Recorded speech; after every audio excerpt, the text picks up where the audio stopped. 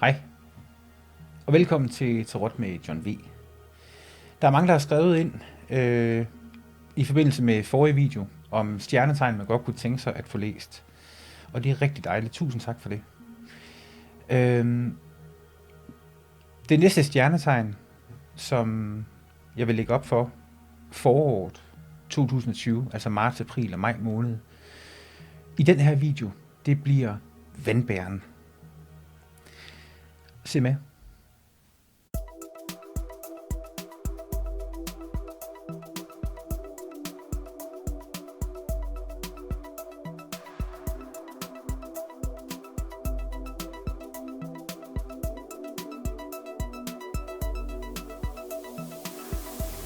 Hej, mit navn det er John V. Her på kanalen der laver vi alt muligt med tarotkort. Det er meget vigtigt, at du abonnerer på kanalen ved at trykke abonner på kanalen. Og tryk på ringklokken, så får du nemlig den nyeste video. Og synes godt om. Velkommen.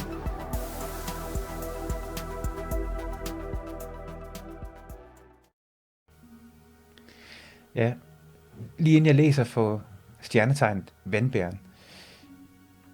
For nogle dage siden var jeg ude at lægge kort for en, der netop var født i stjernetegnet vandbæren. Og vedkommende troede, at vandbæren var elementet vand. Og det er måske også lige til højrebenet, at det er det. Men det er det jo ikke. Prøv lige at kigge med her. Og der kan man jo se, det starter med vædderen. Og det er elementet ild. Det er det første stjernetegn, vædderen. Og så går det videre til tyren, som har elementet jord. Så går vi til tvillingen, som er elementet luft. Og så krebsen, som er elementet vand. 1, 2, 3, 4. Altså vædderen, tyren, tvillingen og krebsen. Og derefter, så starter det egentlig forfra med elementerne. Altså først kommer ild, så kommer jord, så kommer luft, og så kommer vand. Og det gentager sig selv. Og så kan man jo så se, at vandbæren det er elementet luft. Og så slutter det af med fisken, som er elementet vand, og så starter det forfra igen med vædderen. Så i den her video, så er det altså vandbæren, som jeg vil læse for. Jeg lægger simpelthen 3 kort for forårsmånederne. Altså hvordan bliver foråret for mennesker født i vandbærens tegn? Marts, april og maj måned. Og derudover så lægger jeg også et englekort. Igen tak til alle jer, der skriver kommentarer og trykker på like og abonnerer på kanalen. Det er jeg rigtig, rigtig glad for. Sådan. Så lægger vi altså 3 kort for stjernetegnet vandbæren. Og det jeg spørger om her, det er, hvordan bliver foråret for mennesker født i stjernetegnet vandbærerne? Man skal selvfølgelig huske, at det er en generel læsning, det er ikke en personlig læsning. Så hvis det overhovedet ikke passer til dig, så lad det ligge der. Det er en generel læsning. Og der kan selvfølgelig være mange ting, der spiller ind.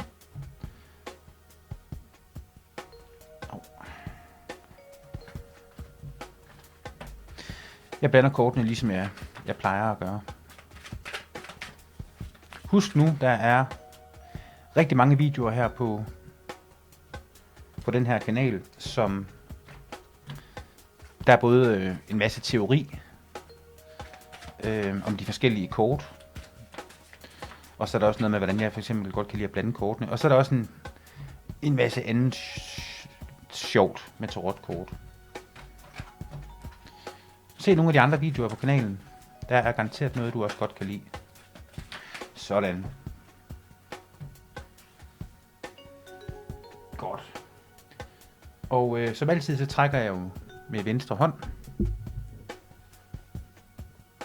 3 kort for mennesker født i vandbærens tegn. Og spørgsmålet er jo, hvordan kommer foråret til at gå? Marts, april og maj måned. Og vi starter med mønternes dronning. Og det er jo et rigtig godt kort. Husk nu, vandbæren er jo elementet luft, og det er jo repræsenteret ved sværene fra tarotsættet. Her er vi over i elementet jord. Mønternes dronning. Hofkort, dem har jeg som værende andre mennesker. Og kan det have noget at gøre med indflydelse fra andre mennesker? Måske i marts måned, for det kunne godt være marts måned, april måned og maj måned. Man kan også se på kortene på en anden måde. Zoom lidt ud og se på det sådan overordnet. Men man kan også dykke ned og se for hver enkelt måned, tænker jeg, når vi lægger 3 kort på den måde, som jeg gør her. Det kan have noget at gøre med indflydelse fra andre mennesker i marts måned. Det kunne også være en periode med noget rolighed, altså at man er meget afslappet. Man kan jo sige meget om det her kort. Det er altid godt at have noget at holde det op imod. Lige nu der har vi det at holde, altså vi har det her kort, der har vi det at holde op imod, det er selve spørgsmålet. Så snart jeg vinder et kort mere, så har vi jo selvfølgelig også det kort, som vi kan holde op imod. Men stjernernes dronning, elementet jord, det kan være noget med pengesager, sikkerhed, det kan også være kunst, sanser. Altså man har en kærlighed til verden. Og jeg tænker også, hun er meget selvbevidst. Og man tror på sig selv. Lad os prøve at vende det næste kort. Og der har vi stjernen omvendt. Så vi har altså indtil videre, der har vi et hofkort, og så har vi et kort fra den store arcana. Stjernen, altså man kan jo lave en hel video omkring kortet stjernen. Jeg vil lige sige, når kortet stjernen ligger retvendt, så er det noget med håb for eksempel. Man har sådan en fornemmelse af helbredelse. Og det kunne måske være efter sådan en turbulent periode. Det har også meget med den ubevidste side at gøre af en selv. Når kortet det ligger omvendt, så kan man godt få sådan en følelse af svaghed. Man kan også føle frygt. Man er usikker på en eller anden måde. Så det er egentlig meget interessant. Der ligger sådan meget sikker kort her, noget man er meget sikker, og så er man måske i en periode usikker. Måske. Og skal vi huske, det her det er et hofkort, og det her det er et kort fra den store arcana. Lad os lige prøve at se, hvad der sker her. Så kommer der et hofkort fra den store arcana igen. Altså det er jo noget af et oplæg, vi er gang i her. De elskende omvendt. Lad os lige prøve at kigge på de elskende retvendt. Så det er jo næsten noget, der lidt giver sig selv. Altså det er jo i hvert fald, det har jo også noget med kærlighed at gøre, men det har også noget at gøre med altså kærlighed til en anden, tænker jeg også. Men al kærlighed og alt hvad det betyder, det kan også være ægteskab. Altså sådan et langt forhold. Men lad os nu se, fordi den ligger omvendt. Jeg skal referere det til, hvad der ligger ved siden af, og vi skal referere kortet til spørgsmålet. Når det kort ligger omvendt, så skal man i hvert fald, nu er vi hen i maj måned, så skal man i hvert fald være ekstra påpasselig med alt, hvad det hedder kærlighed at gøre. Hvis man nu tror på, at tarotkort virker, det tror jeg på. Det tror jeg også, der er mange, der tror på. Jeg tror også, der er mange, der ikke tror på det. Men hvis man tror på det, så er det jo et kig ind i fremtiden. Og hvis vi nu er her i slutningen af februar måned, nu går vi snart i marts måned, så har vi altså, så lad os lege, at vi har hvis vi tror på, at vi får et indblik i fremtiden, at i maj måned, så er der noget, vi skal passe på omkring kærligheden. Det kan være til ens partner. For eksempel. Hvis vi nu ved det, så er vi også forberedt. Så når vi kommer hen til maj måned, så kan det være, at den i virkeligheden vender sådan her. Fordi vi er blevet, man kan sige, at vi er blevet advaret, men vi er i hvert fald fået et kig, vi er blevet varslet, så vi er forberedt. Så jeg tænker, ud fra synkronicitet, ud fra historik, vi mennesker går i cirkler. Og ud fra menneskers historik, hvis man født i vandbærens tegn, gør som man plejer, så kommer det til at se sådan her ud. Men fordi man nu får et indblik i, hvordan det sikkert kommer til at gå, så i det, at man så er forberedt, så kunne man sikkert få vendt den her om. Og hvordan gør man det? Det kunne måske være ved at starte med at vende den her om. Altså i stedet for at have en frygt og være bange, så forvent den her om til det modsatte. At acceptere det ubevidste. Acceptere nogle af de ting, som man ikke lige helt forstår. Det kan også være inde i sig selv. Det her er kort fra den store kana, ligesom det her det også er. Og det kan være, at det fører med sig, at den vender om. Jeg ved det ikke. Det kunne være et bud.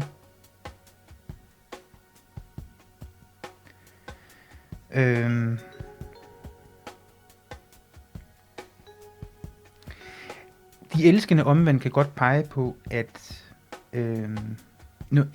man kan sige romantisk umodenhed fra den ene partner.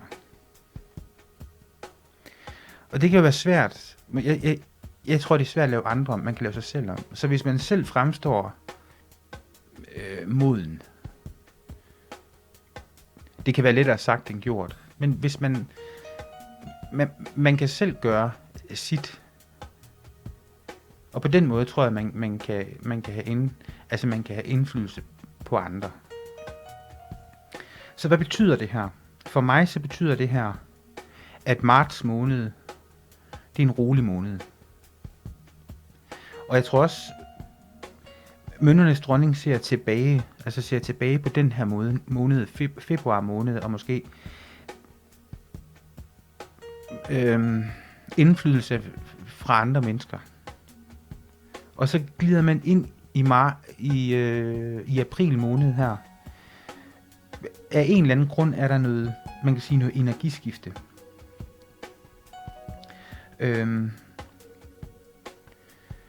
Altså noget energiskifte fra elementet jord og måske over i elementet luft, som jo egentlig er vandbærens element. Og oven i købet kan man også sige, at stjernen, som jo egentlig også er meget sjovt, at det kommer op i det her oplæg, 3 kort ud af 78. Stjernen er jo det kort, som står for vandbæren fra den store kana af. Men det er ligesom om, man er ikke i sit rette element. Så måske skulle man starte med det. Måske skulle man starte med, når man kommer hen til april måned, at acceptere det ubevidste, og acceptere, hvis der er nogle ting, man tvivler på, som man det kan være ting, man ikke forstår. Luft er jo elementet luft af tanker. Det er jo også problemer, men det kan også være løsninger. Så der foregår noget i ens tanker, som man ikke helt forstår. Hvorimod at marts måned er mere jordbundet. Og andre mennesker har indflydelse på vandbæren, på stjernetegn vandbæren i marts måned. Og det er jordbundne mennesker, man ligesom læner sig op af. Og så slutter den energi. Så står man lidt mere alene og skal finde sig selv her i april måned af en eller anden årsag. Og så tvivler man lidt på sig selv. Men du kan godt. Jeg tror, det er vigtigt at forvente den her med... Fordi altså den ubevidste side, og de ubevidste tanker, man måtte have. Jeg tror, det er nemmere sagt end gjort. Det er jeg godt klar over. Men det tror jeg, det man går og tænker lidt over det, også inden vi når hen til både marts, men også april, så tror jeg, det man har fået et kig ind i fremtiden. Så når man står med de her, nogle ting, man ikke forstår i april måned, så tror jeg, det man er forberedt, så står man mere sikkert. Og jeg tror faktisk, det kan føre til, at man også kan forvente den her, om ikke andet så vil jeg sige maj måned, så det er i hvert fald at være ops på, at man selv fremstår så moden som muligt, romantisk set. Altså tag ansvar, vis kærlighed til din partner, uanset hvad. Så kortene vender sådan her. Så man kan sige, at selve den energi, elementet luft og så videre, der skulle være i april måned, når man er født i vandbærens tegn, fordi kortet det repræsenterer vandbæren. Den energi, den er ikke, som man egentlig gerne så, at den egentlig var. Så den energi skal man have vendt. Og jeg tror, man gør det ved at acceptere det ubevidste. Ops på kærligheden, især til ens partner, i maj måned. Og jeg tror, i det man er forberedt, og man er klar over det, og går og tænker over det, så kan det være, når man når dertil, så ser det sådan her ud. Godt. Håber, det giver mening, men jeg trækker også lige et englekort. Og så lad os se, hvad de siger. Sådan.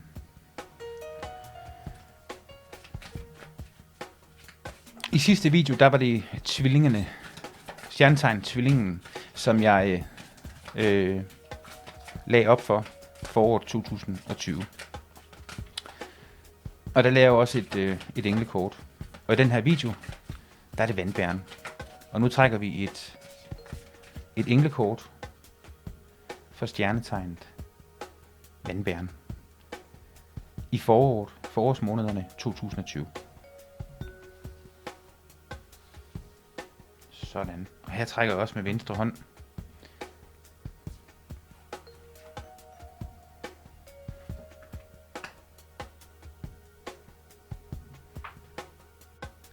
Skytsenglen Agnes af Rom. Don't compromise. Gå ikke på kompromis. Og hun handler i den grad om at have selvtillid og lade være med at gå på kompromis med sig selv. Læg mærke til kortet, husk stjernen omvendt med tarotkortene. Den her mangel på selvsikkerhed, som kan dukke op i april måned. Frem for i marts måned, hvor der lå stjernernes dronning, det her selvsikre hofkort. Den energi, den selvsikkerhed, man har i marts, hvis man er født som i stjernetegn vandbæren, den skal man bære med sig ind i marts, så man kan forvente det der kort stjernen om, så det bliver ret vendt. Også hvis man får tanker om det ubevidste, altså ubevidste fornemmelser. Stå ved dig selv, og tro på dig selv, fordi du kan godt. Omkring kærlighed og romantik, ligesom de sidste kort, de elskende, som lå omvendt i tarotoplægget.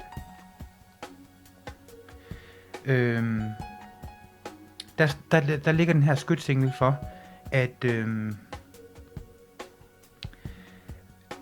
at man skal vise følelser. Altså fortæl din partner, hvordan du har det. Og vær der for din partner. Altså, jeg tænker også, det er modenhed at fortælle, hvordan man har det.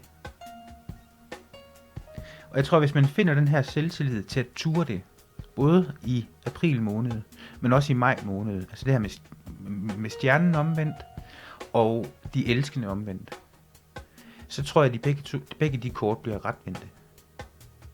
Det er faktisk lidt det samme, hun siger her.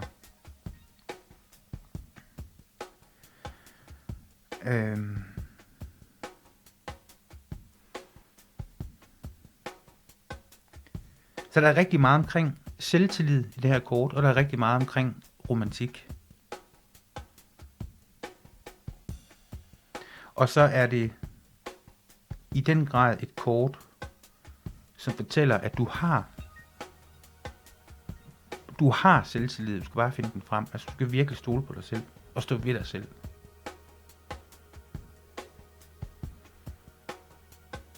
Det er, hvad vi siger om vandbæren for foråret. Og husk, at det er en generel læsning og ikke en personlig læsning. Tak fordi du er så med.